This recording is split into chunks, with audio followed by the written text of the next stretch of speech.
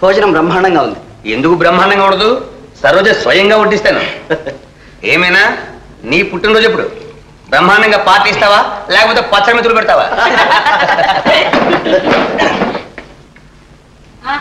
చెప్తానండి. ఏమిటి మీనా? చడగోపం గారికి చాలా సీరియస్ గా ఉందట, వెంటనే మిమ్మల్ని రమ్మంటున్నారు. నాకు కొంచెం అర్జెంట్ పని ఉంది, వస్తాను. Excuse me. వెళ్ళండి, ఎవరి పని వాళ్ళు చూసుకోవడం మంచి పని.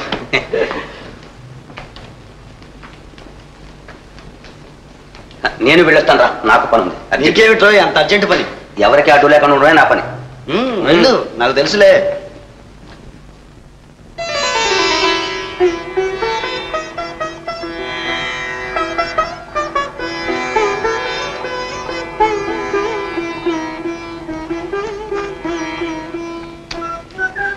భలేవారండి, అలాగా తమలపాకులు చిల్చడం. ఇంత సున్నమే, నోరు పొక్కదు. నాకు అలవాట్లేదు చూడండి.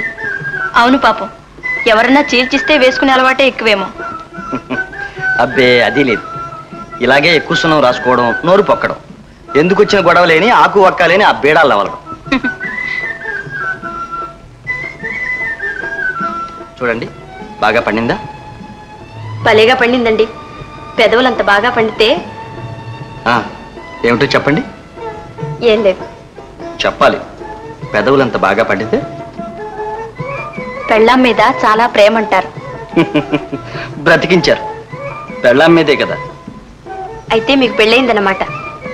అదేమిటి? పెళ్లి కాందే తాంబూలం వేసుకోకూడదని పెద్దలు అంటారుగా. ఓ అదే. పెళ్ళంటే మీ అభిప్రాయం? మీ అభిప్రాయం? పెళ్ళంటే ఒట్టి తాళి కట్టడం కాదు, మనసులు కలవాలి అంటాను. మనసులు కలవకపోతే తాళి తీసి అవతల పారేయచ్చంటారా? అని ఖచ్చితంగా అనలేను, కానీ మనసు చంచలమైంది. కలవటం విడిపోవటం క్షణక్షణానికి జరగచ్చు. అందుచేత నేను తాళిబొట్టునే పవిత్రంగా భావిస్తాను. అవునవును. ఇంతకీ మీకు పెళ్ళైనట్టా కానట్టా? చూడండి, తాంబూలం జీర్ణశక్తికి మంచిదంటారు. నిజమే సుమండి. ఎక్కువగా తిన్నప్పుడు ఒక్కాకు వేసుకుంటే అరగంటలో తేలికైపోతుంది. సరోజా, ఇలా ఒకసారి రామ్మా. ఇప్పుడే వస్తా. ఏమొదినా, ఎందుకు అక్కడ కూర్చోవడం సరోజా?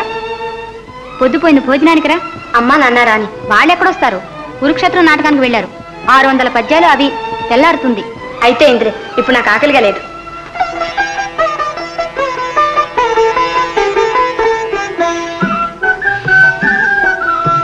ఈరోజు ఇంత హుషారుగా ఉన్నారేమండి?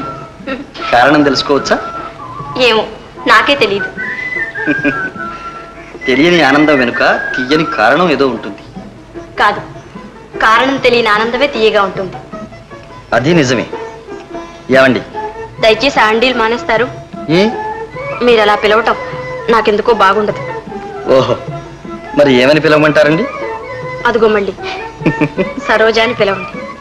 ఆ మాత్రం చనువు తీసుకోవడం మీకేమైనా అభ్యంతరమా? అభ్యంతరం కాదు, ఆనందం. సరోజ, నీతో కొన్ని విషయాలు మాట్లాడాలి. ఇప్పుడు నీకేమైనా పనిందా? ఏమీ లేదు. ఉన్నా మీరు మాట్లాడుతుంటే ఎంతసేపు అయినా వినాలనిపిస్తుంది. ఎందుచేత? వెన్నెల్లో కూర్చోవాలని ఎందుకు అనిపిస్తుంది?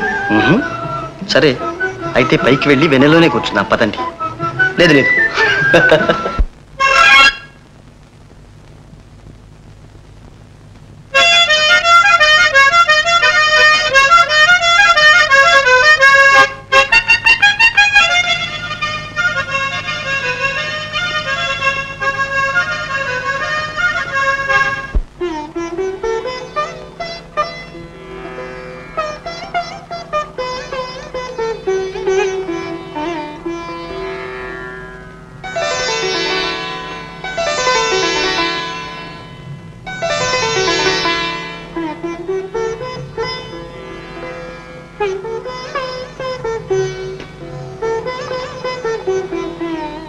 సరు,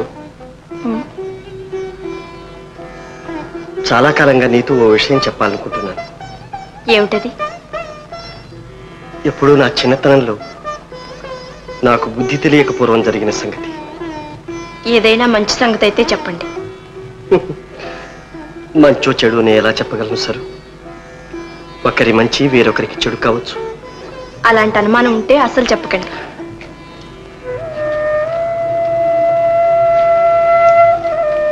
ఈ నిండు పున్నమి పండు వెన్నెలా హాయిగా గడపక మనసులు పాడు చేసుకోవడం దేనికి?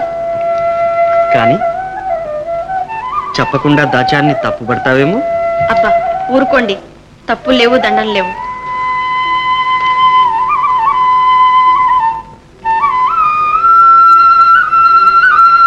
ఏమండి, వెన్నెల ఎందుకింత చల్లగా ఉంటుంది? చెప్పనా? వేడి పుట్టించడానికి.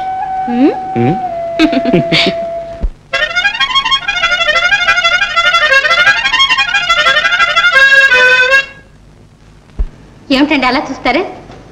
ఆహా, ఈ చల్లటి వెన్నెల్లో ఈ తెల్లటి డ్రెస్లో మల్లెపూల నువ్వు మెరిసిపోతుంటే మీనా నా కళ్ళు జిగేలమంటున్నాయి. మీనా నా గుండె గుబేలమంటుంది. గుబేలమంటుందా? అదేమిటి మీనా? ఏం లేదు, ఏదో బుద్ధిమంతురాలని వాళ్ళ ఇంట్లో చేర్చారు.